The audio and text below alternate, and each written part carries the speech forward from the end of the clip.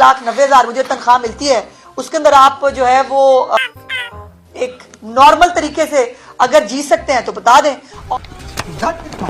दोस्तों, पाकिस्तान की सियासत नजासत ही नजासत। जैसे मरासी को पानी से डर लगता है, ऐसे ही हमारी सियासत में सियासतदानों को सच बोलने से डर लगता है। उस्मा बुखारी हो, डड्डू चार्जर हो या फिर अता तारड़, ये वो खुराफाती अजूबे हैं जिन्हें हम किस्मत से देख रहे हैं, वरना तो माएं ऐसे बच्चों को अक्सर जाया कर देती हैं। यकीन जाने कि इन जैसे लोगों की हमें कदर करनी चाहिए। ऐसे लोग अक्सर अपने बाप की वफात के 4 साल बाद पैदा होते हैं।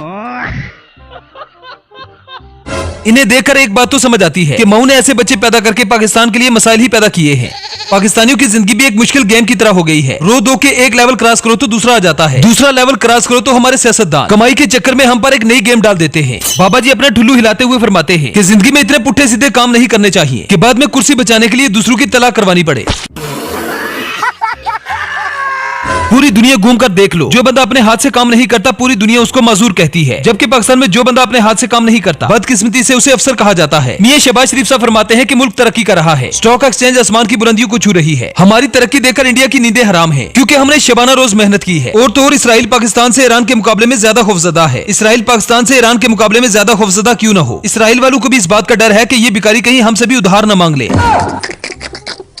पटवारियों का कहना है कि इमरान खान ने 3 साल में मुल्क का बेड़ा गर्क कर दिया, जबकि हमारा कायद पिछले 40 साल से हुकूमत करता आ रहा है। बीमार होकर लंदन भागता है तो क्या हुआ? पंजाब में तो उसने दूध की नदियां बहा दी है। सुअर फसलें खराब करना तो छोड़ सकता है, लेकिन पटवारी अपनी बेगैरती कभी नहीं छोड़ सकते। गाय का बच्चा पैदा होता है तो फौरी आंखें खुल जाती है, बकरी के बच्चे की आंखें 2 घंटे के बाद खुलती है, बिल्ली के बच्चे की 6 दिन बाद, इंसान की आंखें शादी के बाद। लेकिन अफसोस के पटवारियों की आंखें 75 साल से अब तक नहीं खुल पाई।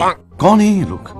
नवाज शरीफ साहब साडी जिंद जान है, बाहर की करते पे ने उन्हों की तबीयत खराब है, लेकिन टेंशन फिर भी पाकिस्तान की लै रहे ने। उत्थे रह के भी उत्थे खुदा दी कसम खा के कह रहे हो टेंशन फिर पाकिस्तान की लै रहे ने। अगर टेंशन ना लै रहे होंगे ना अज उन्होंने बेटी इत्थे ना होंदी। उन्होंने अपनी बेटी नूं भेजिया है बाजी मरियम नवाज नूं कि मेरी कौम बर्बाद ना होवे, तकसीम ना होवे। ड्यूटी लाई बाजी मरियम नवाज दी, जाओ मेरी कौम को एक तरफ यकता कर दो। साले का खोपड़ी तोड़ साले का। जनाब, एक तरफ जियो और हुकूमती टोला रिचर्ड ग्रेनेल को खुसरा कह रही है, मुंडे बाज होने का ताना दे रही है। वही यहाँ पर बिल्लो रानी को वज़ीर-ए-आज़म बनाने की दौड़ लगी हुई है। इमरान खान ने कहा था कि एक वक्त ऐसा आएगा जब सारे के सारे चोर और डाकू इकट्ठे हो जाएंगे। 2024 में भुट्टो के गानों पर पटवारियों को ठुमके लगाते हुए देखा गया। दुनिया में सब कुछ बदल सकता है, लेकिन पटवारियों की हालत कभी नहीं बदल सकती। किसी ने क्या खूब कहा है, जड़े ऐथे बुद्धू ओ काबे जाके भी बुद्धू। साल 2024 का बेड़ा गर्क करने के बाद पटवारी 2025 में एक नए विजन के साथ आएंगे। हेलो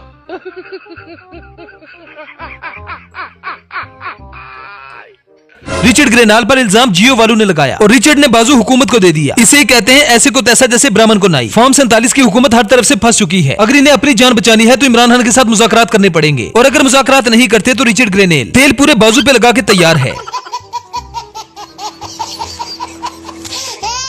इमरान खान ने तो अमेरिका को पूरी दुनिया के सामने कहा था एब्सोल्युटली नॉट। अब अगर हुकूमत में हिम्मत है तो रिचर्ड ग्रेनेल को ट्वीट करके ही कह दे एब्सोल्युटली नॉट। यकीन जाने कि अगर हुकूमत ऐसा कर दे तो उनकी मां ही मर जाए। एक ट्वीट करने के लिए हिम्मत चाहिए, और हिम्मत मर्द लेकर पैदा होता है। ये कोई ऐसी वैसी चीज नहीं जो बाजारों में मिल जाए। आप ट्विटर पे मौजूद हैं?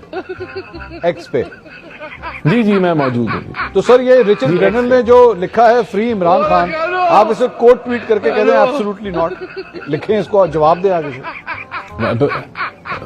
अच्छा आइडिया है, बिल्कुल ये कहना चाहिए कि एब्सोल्युटली नॉट। उठाएं फोन उठाएं, फोन उठाएं राणा साहब, लिखें इस पे, लिखें। मैं खुद फोन पे आपको चेक करूँ, आप अभी ट्वीट करें। मैं कर लूंगा। हेलो डर गई। जनाब, पूरी की पूरी नून लीग में एक भी ऐसा नहीं जो खुल के सच बोलने की हिम्मत रखता हो। ये हमेशा जब भी बात करते हैं घुमा के बात करते हैं, और आप तो जानती हैं कि घुमा के बात करना मुनाफिक का काम है। फॉर्म 47 का ये टोला कितना हिम्मत रखता है, इस वीडियो को देखकर आपको समझ आ जाएगी। उस वक्त के चीफ जस्टिस की प्लानिंग थी पीटीआई को लाना। दोबारा बोलिएगा, एक मिनट सर, एक मिनट, क्या दोबारा बोलिएगा, किसकी प्लानिंग थी सर? नाम और उस वक्त की जुडिशरी ने राह हमवार की। नाम लीजिएगा, अभी नाम लिया था आपने, नाम लीजिए। बाजवा साहब बिल्कुल वो सियासत में मुलव्वस थे, उसका एतराफ उन्होंने खुद किया। एज ए चीफ उन्होंने किया इस चीज का एतराफ कि हम सियासत में पहले मुदाखलत कर रहे थे, हमें उसका नुकसान हुआ है, मुल्क को नुकसान हुआ है, अब हमें नहीं करना चाहिए। तो आप लोग ले रहे हैं एक्शन उनके खिलाफ? अब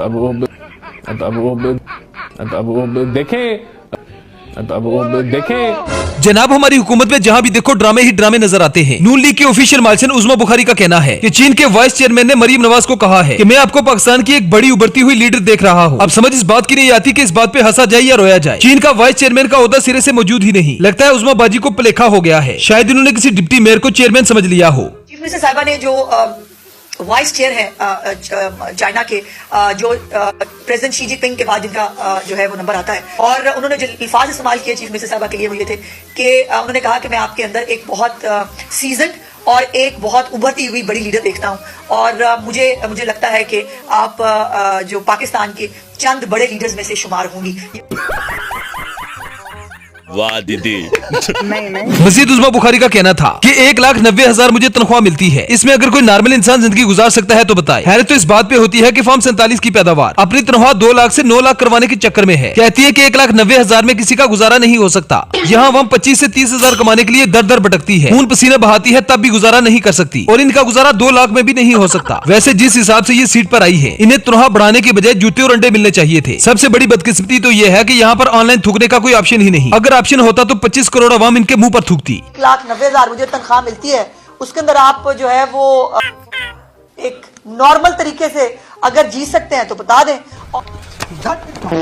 वेल तो दोस्तों ये थी हमारी आज की वीडियो। आई होप आपको पसंद आई होगी। अगर वीडियो पसंद आए तो वीडियो को लाइक कीजिए, शेयर कीजिए और चैनल को सब्सक्राइब करना ना भूलें। तो मिलते हैं नेक्स्ट वीडियो में। Good bye.